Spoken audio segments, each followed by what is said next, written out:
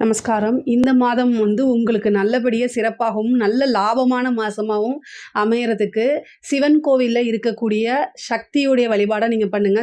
உங்க வீட்டுக்கு பக்கத்துல எந்த சிவன் கோயில் இருக்கோ, அந்த சிவனுடைய ஆலயத்துக்கு சென்று, அங்க இருக்கக்கூடிய அன்னை பார்வதி தாயார், அம்பாள வழிபாடு பண்ணுங்க. இது என்னன்னா, உங்களுக்கு நல்ல லாபத்த குடுக்கும்.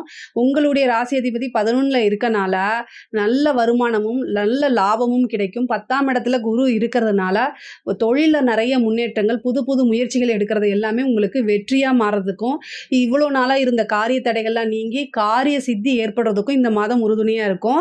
அதே மாதிரி இந்த மாசத்துல எடுக்கக்கூடிய முயற்சிகள் எல்லாமே உங்களுக்கு வெற்றியா அமையும்.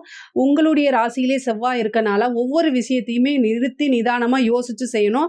வண்டி வாகனங்கள்ல போகும்போது கவனமா இருக்கணும். அஷ்டமாதிபதி செவ்வாய் உங்க ராசியில இருந்து உங்க ராசிக்கு 4ஆம் இடத்தை பார்க்கறதுனால வண்டி வாகனங்கள், அதே மாதிரி பெண்களாக இருந்தால் அடுப்பு இந்த மாதிரி சாதனங்களை இயக்கும்போது, மின்சாதனங்களை இயக்கும்போது ரொம்ப கவனமாக இருங்க. அதே மாதிரி இந்த மாதம் செவ்வாய் உங்களுடைய ராசியில இருக்கனால ரொம்ப நாளா இருக்கக்கூடிய பிரச்சனை இந்த மாசத்துல ஒரு முடிவுக்கு கட்டாயம் வந்துரும்.